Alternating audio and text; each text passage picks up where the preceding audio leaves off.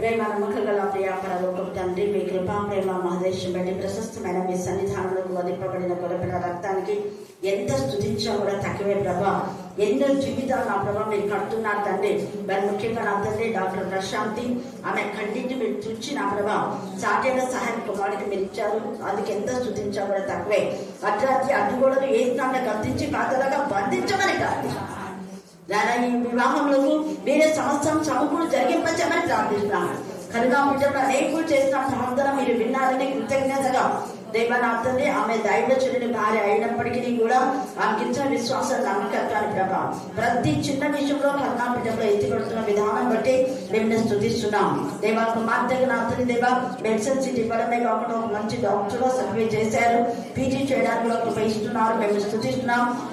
Doctor Steven కూడా మీరు పరిపూర్ణమైన ఆరోగ్యం మీరు ఇచ్చారు. క్షమాచర్చి బాసుగా దేవా మీరు ఆశ్రయించారు. బయట వెప్పన్గా మీరు వాడుకోమని ప్రార్థిస్తున్నాం. వీళ్ళకి పూర్ణ ఆరోగ్యం, పూర్ణ బలం, పూర్ణ శక్తిని దయచని ప్రార్థిస్తున్నాం.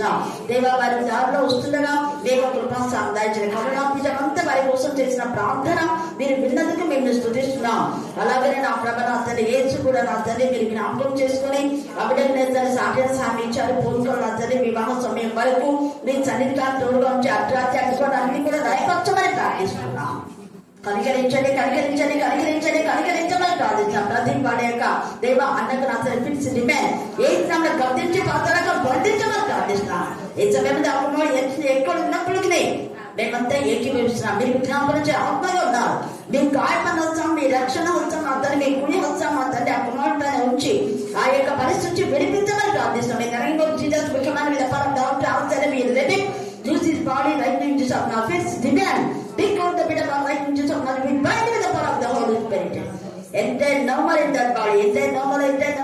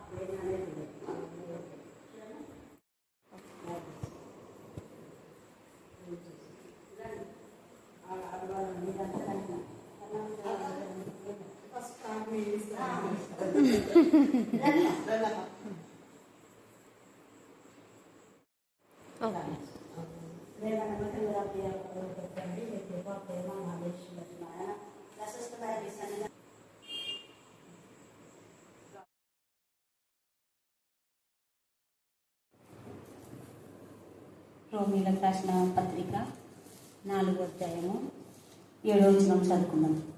ఏలైనగా తన అతిక్రమములకు పరిహారం నొందినవాడును, తన పాపములకు ప్రాయశ్చిత్తం నొందినవాడును ధన్యుడు. దేవుని ప్రసిద్ధమైన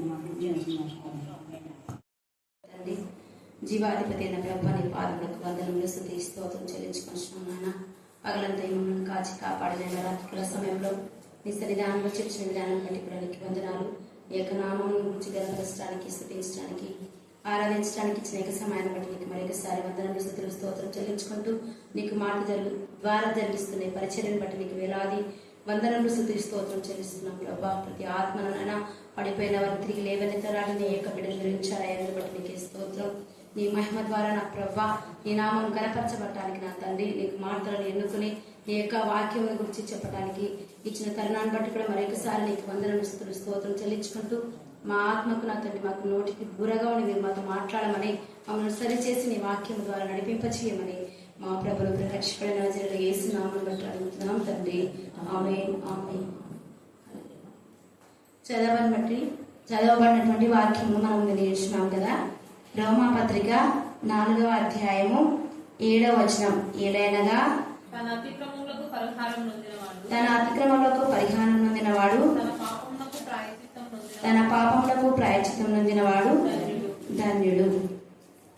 మరి పాత నిబంధన కాలంలో మరి మనం చేసిన మనమైతేనేమి మన బిడ్డలైతేనేమి చేసిన ప్రతి పాపమునకు మరి బలులు అర్పించేవారు ఆనాటి కాలంలో ధర్మశాస్త్రం ప్రకారం. మరి శ్రేష్టమైనటువంటివి, పరిశుద్ధమైనటువంటివి, మరి కోడలనైతేనేమి, పోటేలనైతేనేమి, మరి 2 జతల గువ్వలనైతేనేమి, ప్రతి మరి పాపమునకు ఒక నియమం చొప్పున మరి పరిహారంగా బలర్పించేవారు. మరి తన అతిక్రమములకు పరిహారం పొందినవాడు ధన్యుడు. అంటే మరి మన అతిక్రమములకు మనము పరిహారము చెల్లించలేని స్థితిలో మనం ఉన్నప్పుడు దేవుడు తానే తన ప్రాణమును మరి తన రక్తమును సహా మన కొరకు శిలువలో పరిహారంగా బలి నుండి మనం నరకాగ్ని గంధకములలో మనం పడిపోకుండా మరి జీవంలోనికి దేవుని రాజ్యంలో మనము స్వతంత్రించుకోవడానికి దేవుడు మార్గమును సరళం చేసి ఉంటున్నాడు. ప్రవక్తల ద్వారా మరి అలనాడే తన యొక్క నిబంధనను రాసి పెట్టించున్నాడు. మరి యెహెజ్కేలు 43వ అధ్యాయము 22వ వచనం చూసినట్లయితే, యెహెజ్కేలు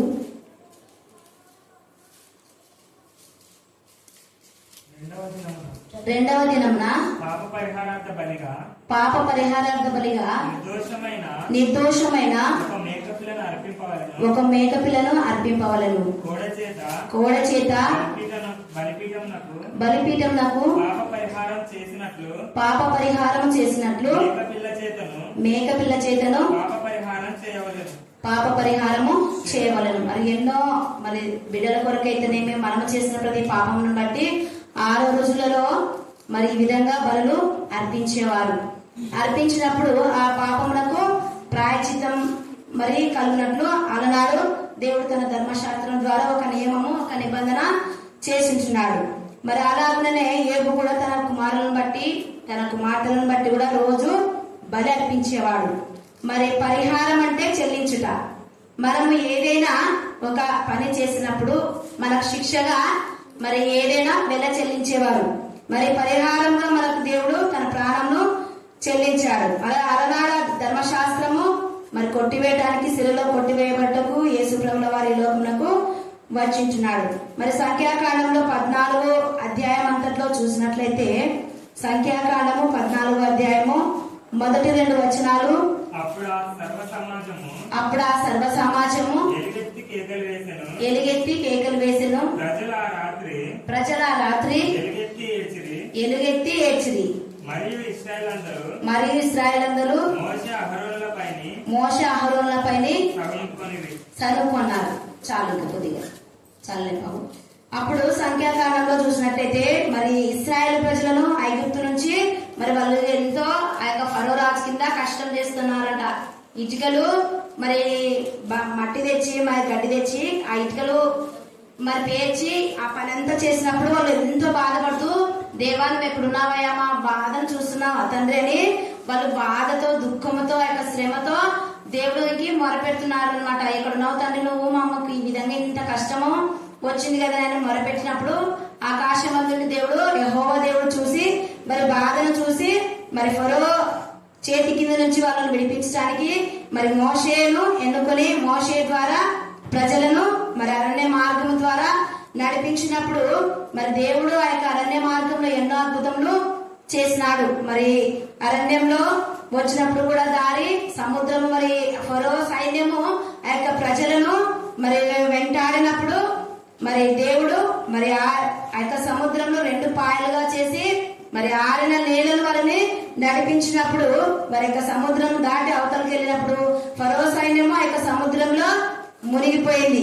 మరి అలాంటి అద్భుతములు చేసిన దేవుణ్ణి మీరు అప్పుడేమో దేవా తండ్రి మా బాధలు చూడు ప్రభా, మేము ఏ విధంగా కష్టపడుతున్నామో ఆహారం లేక మరి సరిగా ఆహారం కూడా లేకుండా ఆ యొక్క ఫరో రాజు ప్రజలను హింసించేవాడంట.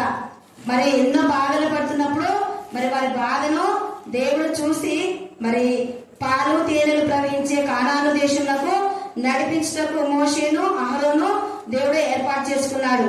ఆ మార్గమంతట్లో మరి దేవుడు వాళ్ళు నడిపించినప్పుడు ఎన్నో అద్భుత క్రియలు చేసినప్పుడు మరి వాళ్ళు వాటన్నిటినీ మేలులన్నిటి మరచి యెహోవా దేవుని మీద తిరగబడి ఉన్నారంట.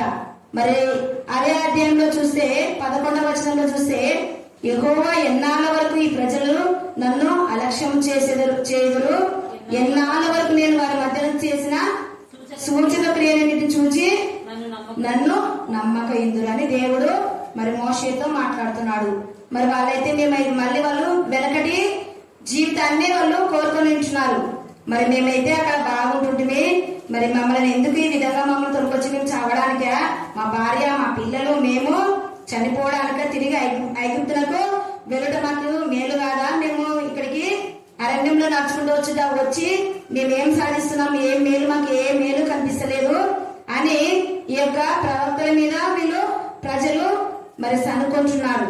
ఆ విధంగా దేవుని భక్తుల మీద మరి కుమారుల మీద కుమార్తెల మీద సనుకున్నప్పుడు దేవునికి కోపం వచ్చిందట. దేవుని కోపం వచ్చి మరి వీళ్ళను తెగులు చేత చంపేస్తారు. వీళ్ళని ఎన్ని అద్భుత క్రియలు చేసిన వీళ్ళు గ్రహించకుండా ఉన్నారు. కాబట్టి నేను వీళ్ళను వారికి స్వాస్థ్యం ఇవ్వకుండా తెగులు చేత వాళ్ళని హతం చేస్తానని దేవుడు కోపంతో అని ఈ మహాబలం గల గొప్ప జనమును నీ వలన పుట్టించేదని మోషేతో చెప్తున్నాడు. వీరన్నింటినీ చంపేసి ఇంకా మహాబలం గల జనమును నేను పుట్టిస్తానని మరి మోషేతో అన్నప్పుడు మోషే వారు చనిపోకుండా దేవుణ్ణి వేడుకుంటున్నాడంట. మరి దేవా నువ్వు మరి రాత్రి అగ్ని స్తంభంగా ఉండి పగలు మేఘ స్తంభంగా ఉండి కాపాడిన నీవు ఈ ప్రజలను హతం చేసినప్పుడు మరి వాళ్ళ దేవుడే వాళ్ళని శిక్షించాడు చూడని, మరి ఇతరులకు మరి హేళనకరంగా ఉంటదయ్యా, ఆ విధంగా చేయొద్దయ్యా అని మరి దేవునితో మాట్లాడుతున్నట్ట. నీవు మేఘము వారి మీద నిలుచుతున్నదనియు నీవు పగలు మేఘ స్తంభంలోను రాత్రి అగ్ని స్తంభంలోను వారి ముందర నడుచుచున్నావని వారు వినియున్నారు కదా తండ్రి. కాబట్టి నీవు ఒక్క దెబ్బతో ఈ జనులను చంపిన ఎడల నీ కీర్తిని కూర్చి వినిన జనులు ప్రమాణపూర్వకంగా తాను ఈ జనులకు ఇచ్చిన దేశమందు వారిని చేర్చుటకు శక్తి లేక యెహోవా వారిని అరణ్యంలో సంహరించినని చెప్పుకుందరని మోషే మరి దేవుణ్ణి వేడుకుంటున్నాడంట. దేవా ఆ విధంగా వద్దు నాయనా, వీళ్ళని ప్రాణంతో ఉంచి మరి నువ్వు ఇచ్చే కానాను దేశంలో స్వతంత్రించుకునేలాగా వారిని నడిపించు ప్రభు అని దేవుణ్ణి వేడుకున్నప్పుడు మరి దేవుడు ఆ యొక్క మోషే ప్రార్థన విని మరి ఈ విధంగా మరి 19వ వచనంలో చూస్తే ఐగుప్తుల నుండి వచ్చినది మొదలుకొని ఇది వరకు నీవు ఈ ప్రజల దోషమును పరిహరించినట్లు నీ కృపాక్షేమును బట్టి ఈ ప్రజల దోషమును దయచేసి క్షమించుమని యెహోవాతో చెప్పగా యెహోవా నీ మాట చొప్పున నేను క్షమించున్నాను. అయితే నా జీవంతోడు భూమి అంతము యెహోవా మహిమతో నిండుకొని ఉండును అని మరి దేవుడు ఆ యొక్క మోషేతో నేను నీ కొరకు ఈ ప్రజలను క్షమించున్నాను, పరిహరిస్తున్నాను. ఈ యొక్క ప్రజలు చేసిన ప్రతి సనుగుడి చేతను ఏ విధమైన పాపమునంతటిని క్షమించి పరిహరించి మరి తిరిగి మరి యొక్క మార్గంలో నేను నడిపిస్తానని మరి దేవుడు మోషేతో చెప్తున్నాడు. మనం కూడా ఈ లోకంలో జీవించినప్పుడు మరి అరణ్యం లాంటి ఈ లోకంలో నడిచినప్పుడు మనకి ఎన్నో శోధనలు వస్తాయి, బాధలు వస్తాయి, వేదనలు వస్తాయి. వాటన్నిటి నుంచి మనము తట్టుకొని దేవుని వైపు చూసినప్పుడు దేవుడు మరి ఆ యొక్క సహనం ఆ యొక్క శోధనలో కూడా మనకు సహాయం చేసే తండ్రిగా ఉంటున్నాడు. మరి ఆ విధంగా మనము ఇశ్రాయేలు ప్రజల్లాగా సందేహించకుండా సనుక్కొనకుండా ఆయనను శోధించకుండా దేవుని వైపు ఆశతో చూసినప్పుడు ఆశ గల ప్రతి ప్రాణమును ఆయన తృప్తిపరిచే తండ్రిగా ఉంటున్నాడు. మరి ఆ విధంగా మరి ధర్మశాస్త్ర ప్రకారము మరి కోడలైతేనేమి పొట్టెలైతేనే ప్రతి వాటికి బలి అర్పించినప్పుడు యేసు ప్రభుల వారు నువ్వు నేను చేసిన ప్రతి క్రియకై శిలవమానుపై తన ప్రాణమును మరి తన రక్తమును సహా మరి దారబోసి ఆ యొక్క పాపం నుంచి మనల్ని తన ప్రాణమును అర్పించి మన కొరకు ఆయన పరిహారంగా బలి అయించినాడు. మరి అదే విధంగా కీర్తనలు 106వ అధ్యాయంలో కూడా ఈ విధంగా ఇశ్రాయేలు ప్రజలు ఏ విధంగా మరి మార్గమంతట్లో సనుక్కున్నారో అదే వచనాలు కూడా ఇక ఉంటున్నాయి. మరి హెబ్రీ పత్రికలో 2:17 చదవండి. హెబ్రీ 2:11.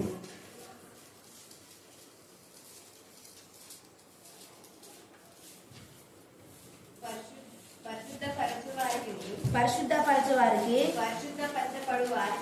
పరిశుద్ధపరచబడు వారికి అందరికీ ఒక్కటే దూరము.